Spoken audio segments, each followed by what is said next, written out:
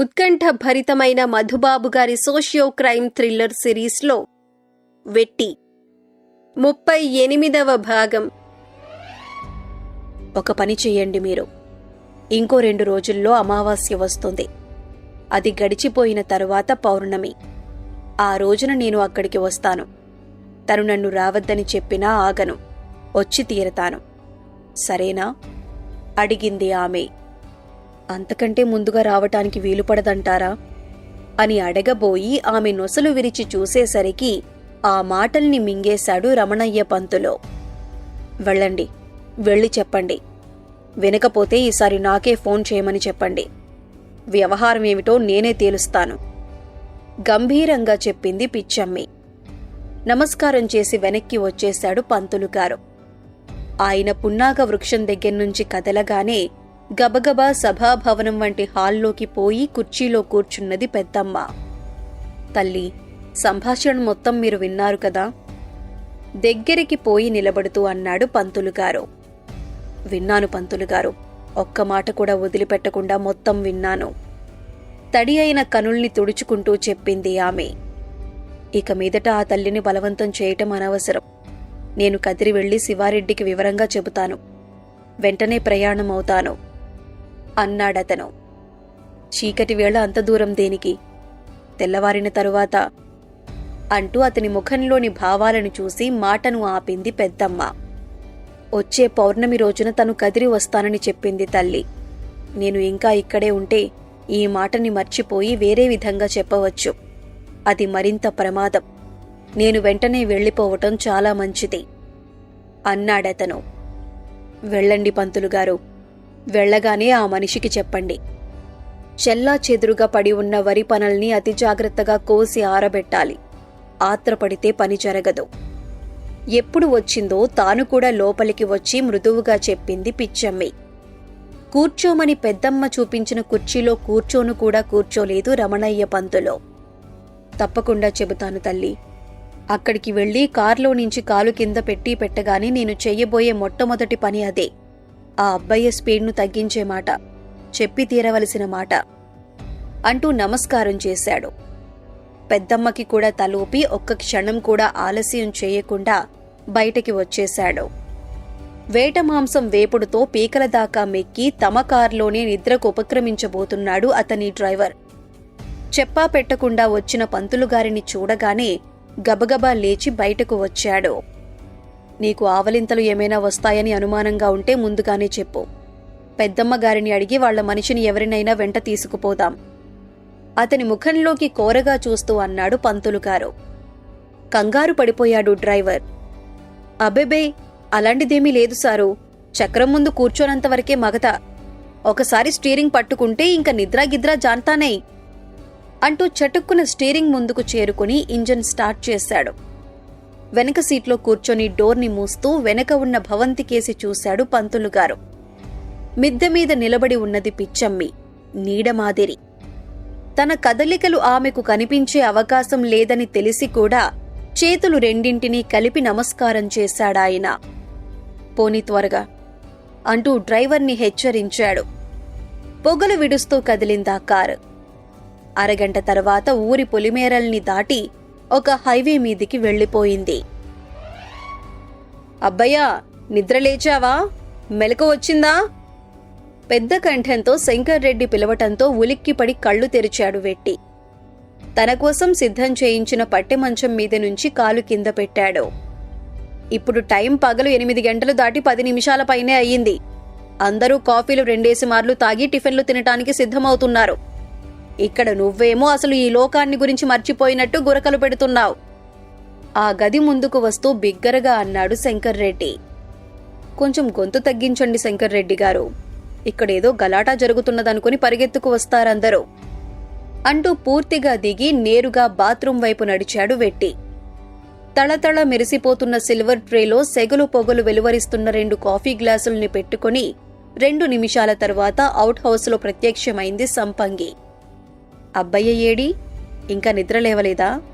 రాత్రి తాగిన మందుమత్తు ఇంకా దిగలేదా? ముందు గదిలో టీపాయ్ మీద సిల్వర్ ట్రే పెడుతూ అడిగింది. అబ్బాయికి తాగుడు అలవాటు లేదని వెంటనే చెప్పబోయి ఎందుకనో ఆ మాటను తన నోటిలోనే అదిమేసుకున్నాడు శంకర్రెడ్డి. వయసు మీదున్న అబ్బడు, నీ మాట నా మాట వినిపించుకునే రకం కాదు. ముక్తసరిగా చెప్పి ఒక గ్లాసును తాను తీసుకున్నాడు. శివారెడ్డి సారు ఇప్పటి వరకు 3 మార్లు అడగబట్టిండు. తొందరగా తెమిలి త్వరగా వచ్చి కనిపించమని చెప్పండి. హెచ్చరించి ఖాళీ సిల్వర్ ట్రేని ఊపుకుంటూ వెళ్లిపోయిందామె. ఇదివరకటి సినిమాల్లో ఒక నటీమణి అచ్చం ఇలాగే నడిచేది. ఈ సంపంగిని చూస్తుంటే నాకు ఆ ముఖమే కళ్ల ముందు మెదులుతోంది అంటూ బాత్రూంలోంచి బయటకు వచ్చాడు వెట్టి. నువ్వు తాగి తలకు పోసుకుని ఆ మత్తులో పొర్లిగింతలు పెడుతూ ఉంటావని అనుకుంటోంది తను. టీపాయ్ మీది గ్లాసును తనే అతనికి అందిస్తూ చెప్పాడు శంకర్రెడ్డి. ఆ మాట నాకు వినపడింది. మీ సమాధానం కూడా నాకు చాలా బాగా నచ్చింది. నేను అటువంటి వాడినేనని వీళ్ళు అనుకోవటమే మంచిది. సోఫాలో కూర్చొని కాఫీని సిప్ చేస్తూ అన్నాడు వెట్టి. ఒక మాట అడుగుతాను, ఏమీ అనుకోవు గదా? ఉన్నట్లుండి సీరియస్గా అన్నాడు శంకర్రెడ్డి. కాఫీని సిప్ చేయటం కంటే అది వెలువరిస్తున్న సువాసనల్ని ఆస్వాదించటమే బాగుంటుందనుకుంటున్న వెట్టి ఆశ్చర్యంగా చూశాడు. అడగమనంటావా అబ్బాయ్యా? రెట్టించాడు శంకర్రెడ్డి. తల ఊపాడు వెట్టి. గ్లాసును 2 గుక్కల్లో ఖాళీ చేశాడు. ఒకసారి ద్వారం వైపు చూసి టీపాయ్ కింది భాగంలో అతి జాగ్రత్తగా పెట్టిన సిగరెట్ ప్యాకెట్లో నుంచి సిగరెట్ని తీసి వెలిగించుకున్నాడు. నీది చిత్తూరు ప్రాంతమని తెలిసింది. బాగానే ఉంది. నాయన ఎవరు? అమ్మ, అక్క, చెల్లి, అన్న, తమ్ముళ్ళు ఎవరెవరు ఏడాడో ఉన్నట్టు? అసలు నీ కుటుంబం కథేంటి? అడిగాడు శంకర్రెడ్డి. సిగరెట్ పొగను గుండెల నిండా పీల్చుకుని విసురుగా బయటికి వదులుతూ, ఇప్పుడు ఉన్నట్లుండి నా కుటుంబం గురించి అడగాలని ఎందుకు అనిపించింది? ఎదురు ప్రశ్న వేశాడతను. ఒంటరివాడిని చేసి నిన్ను నానా పాటలు పెట్టాడంటివి ఈ వీరభోజుడు. చెట్టంత బిడ్డడు ఉన్నట్టుండి కనిపించకుండా పోతే ఏమీ పట్టనట్టు గమ్మునుంటారా ఎవరైనా? లగెత్తుకుంటూ వచ్చి కనిపించినోళ్లందర్నీ పేరు పేరున మాట్లాడించకుండా ఆగుతారా? ఆ భద్రయ్యనే పట్టుకుంటే జరిగిందేమిటో బయటకొచ్చేస్తుంది కదా. పోలీస్ రిపోర్ట్ ఇస్తే వాళ్ళు ఎంక్వైరీలు చేస్తారు కదా. గబగబా అన్నాడు శంకర్రెడ్డి. అటువంటివేవీ జరగలేదు. ఇంకో నెల తరువాత జరుగుతాయి అన్నాడు వెట్టి. నాకర్థం కాలేదు. అర్థమయ్యేటట్టు చెప్పు. పట్టిన పట్టు వదలకుండా గట్టిగా అడిగాడు శంకర్రెడ్డి. అర్థమయ్యేటట్లు చెప్పటానికి ఇది సరైన సమయం కాదు. వీరభోజుడి దెబ్బకి నేను తల్లకిందులైపోయినట్టు నా తల్లిదండ్రులకు తెలియదు. నాకు అక్కా చెల్లెళ్ళు ఎవరూ లేరు. ఒకే ఒక అన్న ఉన్నాడు అన్నాడు వెట్టి. అదే సంగతిని నేను అడుగుతున్నా.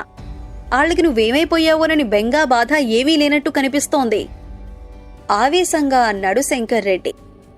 అది చూసి చిన్నగా నవ్వాడు వెట్టి. నవ్వుతున్నావా? నా మాటలు నీకు నవ్వులాటగా వినిపిస్తున్నాయా? ఈసారి ఉక్రోషంగా అడిగాడు శంకర్రెడ్డి. సగం వరకు కాలిన సిగరెట్ని కింద పడేసి కాలి మడమతో నలిపేశాడు వెట్టి. నా కుటుంబాన్ని గురించిన వివరాలు మీకు తెలియాలంటే కొన్ని రోజులు ఆగాల్సిందే. ఇప్పుడు మాట్లాడుకోవలసిన మాటలు కావు అవి అన్నాడు. అప్పుడు కూడా వదిలిపెట్టలేదు శంకర్రెడ్డి. మరెప్పుడు అని అడిగాడు.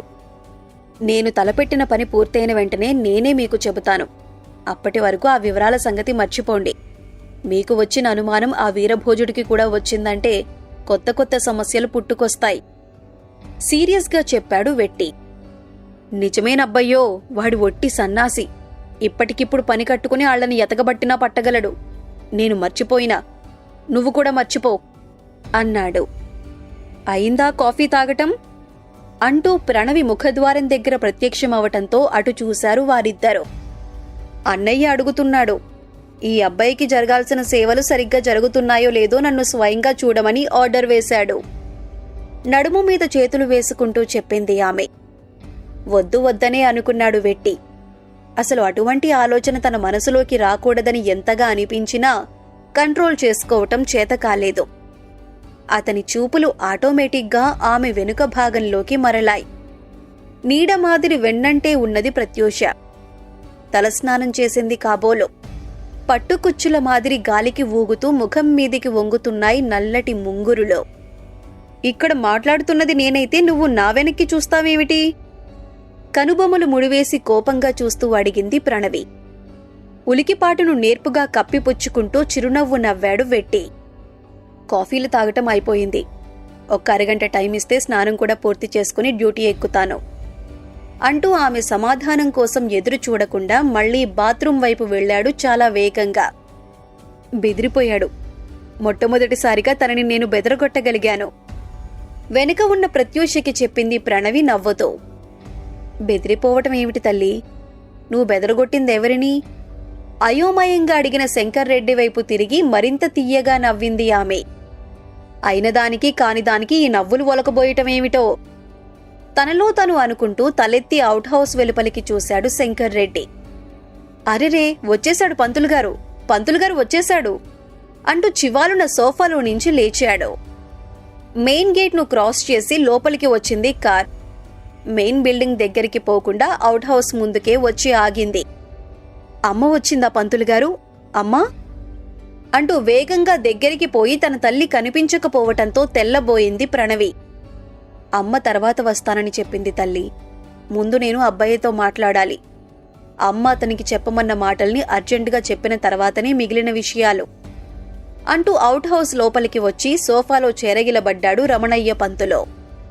పంతులుగారు వచ్చిండబ్బయ్యా, నువ్వు కాస్తంత బయటకి తొంగి చూస్తే నీకేదో మాట చెప్పాలని అంటున్నాడు బిగ్గరగా అన్నాడు శంకర్ రెడ్డి. కూర్చోమని చెప్పండి, 2 నిమిషాలు. సంపంగికి కబురు పంపి కాఫీ తెప్పించి ఇవ్వండి. బాత్రూం వైపు నుంచి వినవచ్చింది వెట్టి కంఠం. వచ్చిన వాళ్ళకి ఎటువంటి మర్యాదలు చెయ్యాలో నువ్వు మాకు చెప్పవలసిన అవసరం లేదు, మాకు తెలుసు. ముందు నువ్వు బయటికి రా కోరగా హెచ్చరించి ప్రత్యూష వైపు తిరిగింది ప్రణవి. ఆమెకు చెప్పవలసిన అవసరం లేదు. అప్పటికే మెయిన్ బిల్డింగ్ దగ్గరికి వెళ్లిపోయిందామె. సరిగ్గా 5 నిమిషాల తరువాత మరోసారి ట్రైని పట్టుకుని వచ్చింది సంపంగి. వచ్చి రాగానే ముందు తన దగ్గరికి రాకుండా ఇక్కడ దిగబడటం ఏమిటని శివారెడ్డి సారు కోపం చేస్తున్నాడు అంటూ ట్రేలోని గ్లాస్ను పంతులుగారికి అందించింది. వస్తున్నానని చెప్పు, ముక్తసరిగా సమాధానమిచ్చాడు పంతులుగారు. రావయ్యా అబ్బయ్యా, సాయంత్రం దాకా ఆ గదిలోనే కూర్చుంటావా? అసహనంగా పిలవబోయాడు శంకర్ రెడ్డి. తడితలను ఆఖరిసారి తుడుచుకుని టవల్ని అవతలికి విసిరేస్తూ బెడ్రూంలో నుంచి బయటకు వచ్చాడు వెట్టి. అదేంటి నువ్వు పడక గదిలో? బ్లాంక్గా చూస్తూ కామెంట్ చేయబోయాడు శంకర్ రెడ్డి. స్నానం ఎప్పుడో అయిపోయింది, దుస్తులు వేసుకుంటుంటే అరిచారు మీరు అంటూ రమణయ్య పంతులుగారికి నమస్కారం చేశాడు వెట్టి. చెప్పండి పంతులుగారు, వినటానికి రెడీగా ఉన్నాను అన్నాడు. తను బయలుదేరే ముందు పిచ్చమ్మి మాట్లాడిన మాటల్ని యాజ్ ఇట్ ఈస్గా రిపీట్ చేశాడు పంతులుగారు. ఇక్కడికి వచ్చి రాగానే నీకు చెప్పమని చెప్పిన మాటలు ఇవి. చెల్లా చెదురైన వరి పనల్ని జాగ్రత్తగా కోయటమేమిటో, ఆత్రపడకూడదనటమేమిటో నాకైతే ఒక్క ముక్క కూడా అవగతం కాలేదు అన్నాడు. చుట్టలు చుట్టుకున్న శరీరం మీద తలను ఆనించుకుని పరమ ప్రశాంతంగా పడుకుని ఉన్న తాచుపాము వెంటనే కళ్ల ముందు మెదిలి తనకు తెలియకుండానే తల ఊపాడు వెట్టి. ఆ మాటలకి అర్థమేమిటబ్బయ్యా? కుతూహలంగా అడిగాడు శంకర్ రెడ్డి. గుమ్మంలోనే నిలబడిన ప్రణవి ప్రత్యూషల ఇద్దరి వదనాల్లోనూ సేమ్ ఫీలింగ్స్ మెదులుతూ ఉండటాన్ని కనుచివరల నుంచి గమనించుకుంటూ చిరునవ్వు నవ్వాడతను.